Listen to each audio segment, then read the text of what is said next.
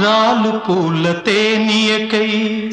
రాతి పూల తుమ్మెదనై రాలు పూల తేనియకై రాతి పూల తుమ్మెదనై ఈ నిషేధి నీడలలో నివురులాగా మిగిలానని శిథిల జీవినైనానని తొలకరి మెరుపుల లేఖలతో రుధిర బాష్ప జలధారలతో